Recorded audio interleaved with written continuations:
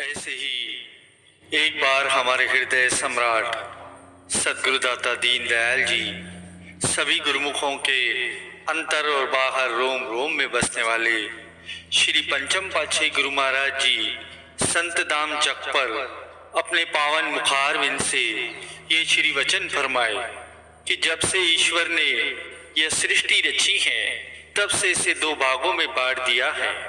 एक तरफ काल माया की शक्ति है तो दूसरी तरफ दयाल की शक्ति है। दोनों सृष्टि में अपना अपना काम करती है। काल माया की शक्ति जीव को अपनी ओर खींचती है और वही दयाल शक्ति संत सत्पुरुष जीव को अपनी ओर प्रेरित करते हैं। काल और माया इसे अपने फंदे में फंसाकर मालिक से दूर खींचकर 84 के चक्कर कटवाते हैं। संतों का अपना मिशन है, वे जीव को काल माया से छुड़ाकर मालिक की ओर अग्रसर करते हैं। जैसे कहा भी गया है कि परमात्मन से आत्मा जुदे रहे बहुकाल, सुंदर मेला करी दिया सतगुरु मिले दयाल।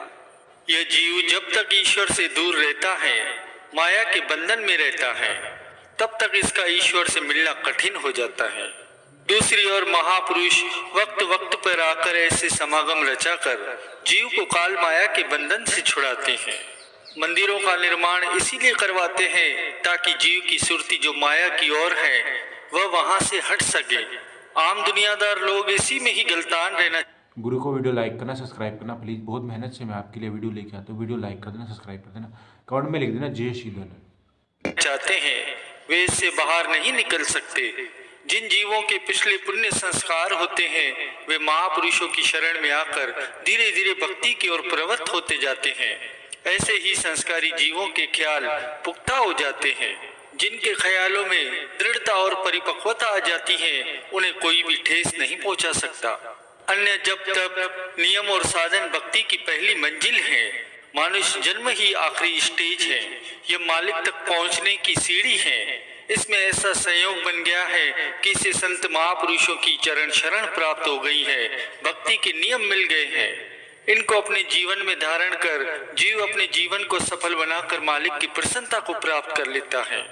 प्रेमियों, सद्गुरुदेव महाराज जी अक्सर पर्व के पश्चात कुछ एक महात्मा और भक्तों सहित एक दो दिन के लिए चक संत धाम यवत में पधारते ही रहते थे। उन्हें पावन श्री दर्शनों से निहाल करते और विशेष सेवा का सुअवसर भी प्रदान करते। ऐसे ही एक बार सायंकाल कुछ महात्मा और भक्तों सहित यहाँ कृपा फरमाई। प्रेमियों ने गुरु महिमा के भजन गाए। सबको प्रसाद देकर सद्गुरुदेव महाराज जी उन्हें एक बगीचे में ले गए और वहां जाकर फरमाया कि बगीचे में जितनी झाड़ियां लगी हैं सब उखाड़ कर बाहर फेंको और पूरी सफाई कर दो। श्री आज्ञा पाकर सब सेवा में जुट गए। सद्गुरुदेव महाराज जी स्वयं भी वहां एक कुर्सी पर विराजमान हो गए। सब प्रेमी पूरे उत्साह से झाड़ियां काटने लगे और झाड़ू लगाने लगे। इस प्रकार सफाई का कार्य शुरू करवाकर श्री सद्गुरुदेव महाराज जी अपने कक्ष में आ गए। इधर कुछ ही पलों में उस बगीचे की सफाई पूरी हो गई। प्रेमी जन सेवा कार्य निपटाकर सत्संग भवन की ओर चले गए। उनमें से एक भगत जी जो विदेश से आए हुए थे वे वहीं आंखें मूंद कर ध्यान में बैठ गए। कुछ समय बाद एक महात्मा जी उस बगीचे में गए और वहां पर देखा कि भगत जी वहां अकेले ही ध्यान मग्न बैठे हैं। उन्होंने जाकर उनसे पूछा कि सभी गुरुमुखों के चले जाने पर भी आप अभी तक यहाँ क्यों बैठे हैं। तब भगत जी ने उन महात्मा जी से कहा कि मैं आपसे एक विनती करना चाहता हूँ। मैं कई सालों से जिस चीज के लिए तड़प रहा था वह मुझे आज प्राप्त हो गई है। महात्मा जी ने पूछा, आपको ऐसा क्या मिल गया जो आप इतने शांत स्वरूप दिखाई दे रहे हैं। तब भगत जी ने कहा, महात्मा जी, मैं श्रीमद् भगवत गीता की 4 पंक्तियां प्रतिदिन पढ़ता हूँ जिनमें भगवान श्री कृष्ण अर्जुन को उपदेश देते हुए अक्सर ये फरमाते हैं कि कर्म ही प्रधान है। तुम जो कुछ भी कर्म करोगे उसका फल अवश्य ही मिलेगा। मैं नित्य प्रति भजन सिमरन करता हूँ परंतु मुझे कभी भगवान के दर्शनों का सौभाग्य प्राप्त नहीं हुआ, इसलिए मेरा मन सदैव ही अशांत रहता था। आज जब महाप्रभु जी सब गुरुमुखों से बगीचे में सेवा करवा रहे थे, स्वयं विराजमान होकर सुंदर दर्शनों से निहाल कर रहे थे, अपने कर कमलों से प्रसाद दे रहे थे, तब मुझे अपनी आंखों के सामने वह सारा दृश्य दिखाई दे रहा था जो भगवान श्री कृष्ण ने अर्जुन से कहा था। ऐसा लग रहा था कि जैसे श्री गुरु महाराज जी भगवान श्री कृष्ण के रूप में सामने कुर्सी पर विराजमान होकर सबको श्री दर्शन दे रहे हैं और सबसे उनके पूर्व पुण्य कर्मों के अनुसार सेवा करवा रहे हैं। आज इस अलौकिक रूप में उनके दिव्य दर्शन करके मेरा मन बिल्कुल ही शांत हो गया है। गुरुमुखों, महापुरुषों की कृपा के फलस्वरूप ही ज्ञान का बानु उदय होता है, जो कि अंतर मन में उजियारा भर देता है।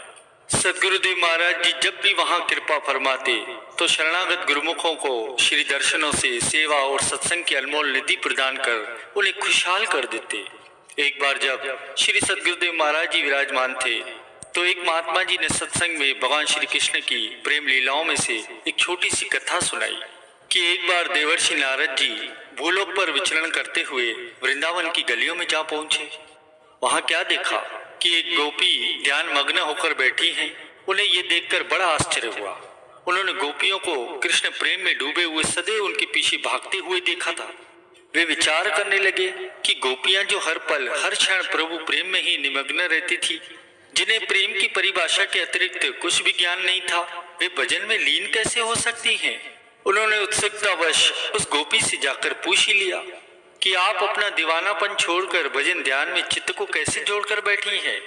गोपी उनको प्रणाम करते हुए अपनी व्यथा सुनाते हुए कहने लगी कि मैं यहाँ भगवान के ध्यान में नहीं बैठी हूँ, बल्कि मैं तो उस सलोने कृष्ण की अपने दिल में संजोई हुई यादों को बुलाने का प्रयास कर रही हूँ। परंतु कृष्ण तो मेरे हर रोम रोम में, हर रग रग में, हर कण कण में, दिल की हर धड़कन में ऐसे समाया हुआ है कि लाख प्रयत्न करने पर भी उसका ध्यान चित्त से नहीं भुलाता। अब तो मेरा किसी काम करने में भी मन नहीं लगता। बस 24 घंटे वही सांवरी मनमोहिनी सूरत आंखों में ही समाई रहती है। उनकी साकार माधुरी हरदम सम्मुख देखना चाहती हूँ, उसे न पाकर छटपटाती हूँ। हाँ, किसी प्रकार उसे भुला पाऊं। यह सुनकर देवर्षि नारद मुनि जी बड़े आश्चर्य होकर कहने लगे कि जिस ध्यान को परिपक्व करने के लिए ऋषि मुनि योगी हजारों वर्ष तक कठिन तपस्या में लीन रहते हैं, तो भी ये ध्यान दृढ़ नहीं हो पाता, फिर उस ध्यान को तुम अपने चित्त से क्यों भुला देना चाहती हो।